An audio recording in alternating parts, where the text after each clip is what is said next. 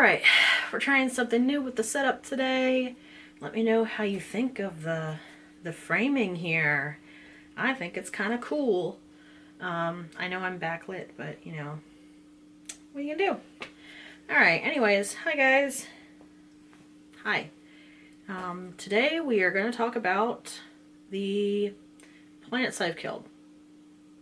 Yeah. Point of shame, but you know, nobody should really feel ashamed of losing occasional plants. You know, if you're killing every single one that you own, you might be doing something very wrong. But I'm a big believer that some plants are just not suited for some people. Be it your lifestyle, maybe you're not home enough to water them, or you travel a lot, you know. It's the same thing with pets. Some pets are not suited for certain people, their lifestyles, their preferences. When it comes to plants, it's mostly about, like, if you're keeping them inside, what's the light like in your house? What's the humidity? What's the climate like where you live? Are you able to supplement those things if your plant needs it? Are you willing to, I'll be frank, pay the money to supplement those things? So if you're looking for plants that fit your natural home environment, then you're not going to want to have to buy a humidifier or mist them every day or buy grow lights or all kinds of extra shit in order for them to just survive. So with a lot of those, you know, also if you're, do you tend to overwater? Do you tend to underwater? All of that plays a big role. So, you know, I've started to really hit my stride with what plants work for me and what plants work for my house. Some of them I'm pretty stubborn and I don't want to admit they're not for me. And if they're not quite dead yet, I'm going to keep trying. If they die, I might not replace them. Like I said in my plant tour, I have some plants now, especially like my calatheas, that if they die, I'm just not going to replace them because I know that I'm going to bring them home and they're just going to die again, because the problem is not something I'm doing at this point. It's like, maybe it's just the climate in my home that they don't like.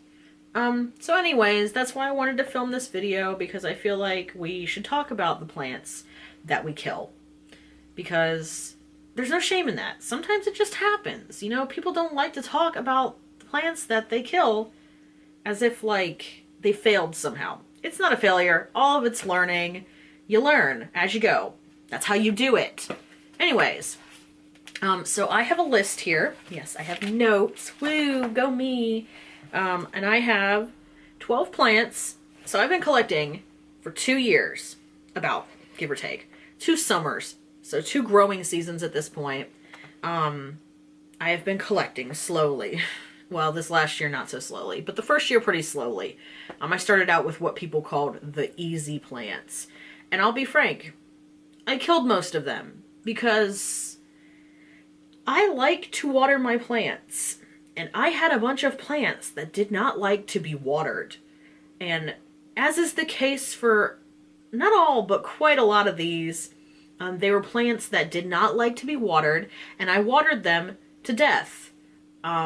So, you know, I think in the plant community, people market like the cacti, the succulents, as easy plants because you basically can just leave them. You give them enough sun, you can basically leave them. But then for some people like myself who want and enjoy, like, the biggest thing that I enjoy is tending to my plants.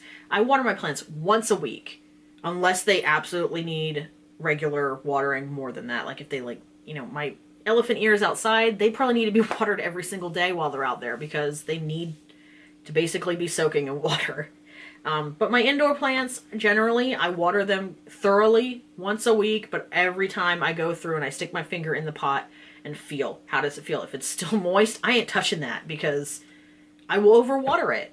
And that's just how I do it. But that's like my favorite part of having all the plants that I do, is going through every week and watering them. So, you know, plants that I can't water or they will die, not a great fit for me. Not necessarily easy, because I had to also, like, it's discouraging when it's the first plant you get and they die.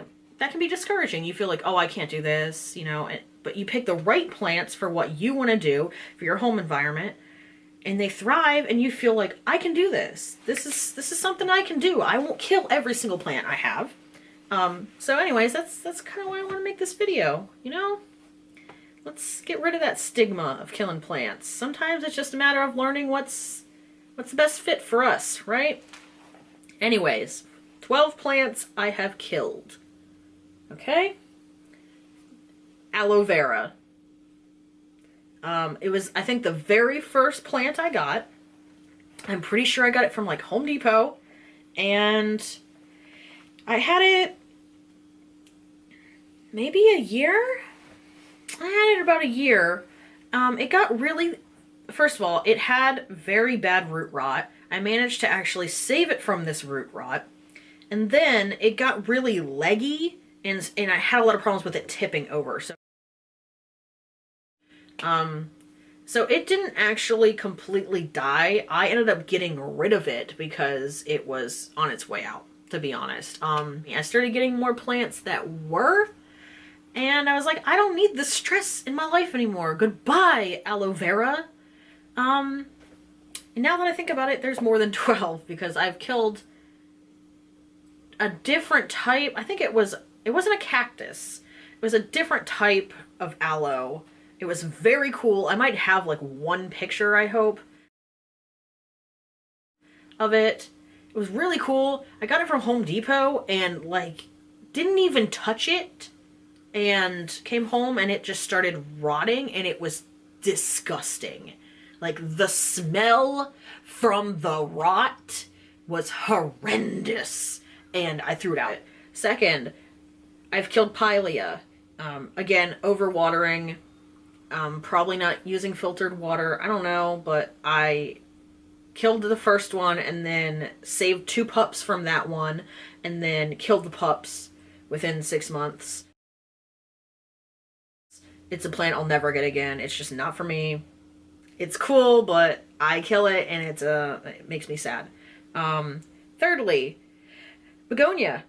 This is a plant I might try again with. I had I think a begonia rex is what it was, earlier this year. I will insert a picture because I definitely have one. It was a beautiful plant.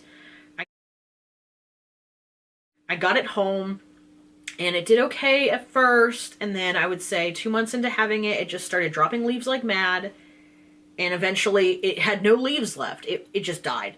Straight up died. I don't know what I did wrong, and it's a type of plant that I might try again with, but I'm going to have to do more research on what they require and if I'm willing to do that before I get another one.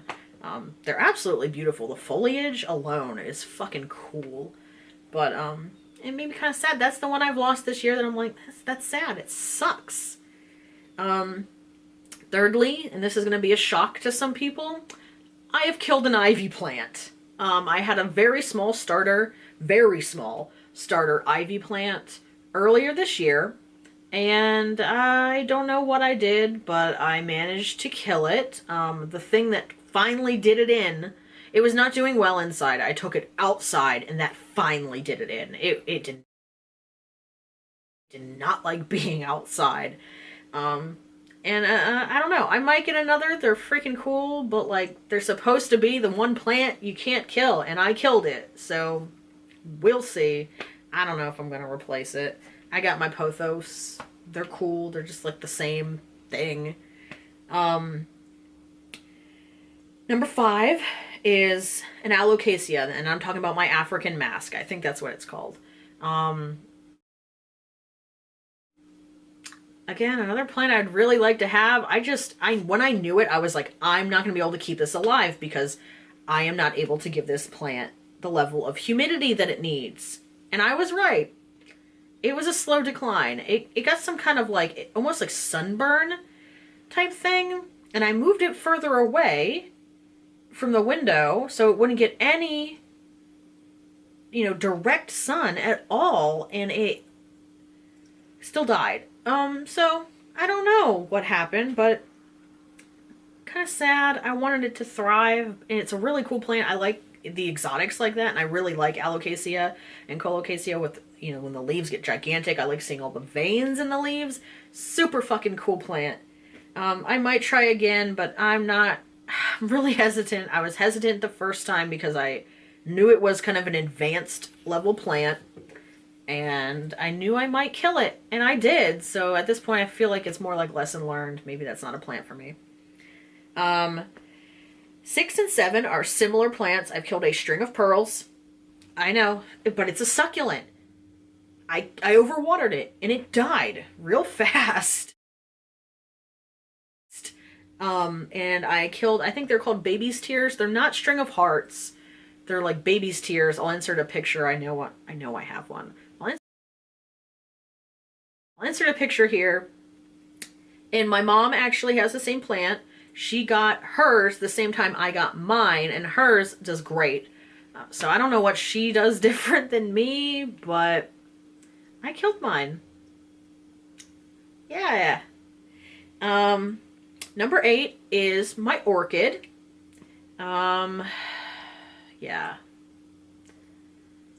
Yep. Nothing to say there. I killed my orchid. Shocker. I know. Not really. A lot of people can't keep orchids. It's just one of those plants, like, I wanted to try it. You never know till you try. That's the thing. Some of the plants I have that have done really good, I was convinced I was not going to be able to take care of them and they would die. And they've done amazing. So you don't know until you try. And that's the whole thing. That's why I've lost so many plants, because I've tried a bunch of plants. So yeah, orchid was one of those that I tried. It didn't work out. It died. And I gave up. Number 9 is a fern. I don't know what kind I got when I first started, but it was the very first plant I tried. I would have ferns again. I have them actually like in my landscaping with my house outside. And they do fine outside. I mean, we have to really like weed them really good and like clean them up a bit because they're kind of ugly if you don't. But I wouldn't have them in my house again. I just can't keep it humid enough for them. So yeah, sorry ferns, you're not for me.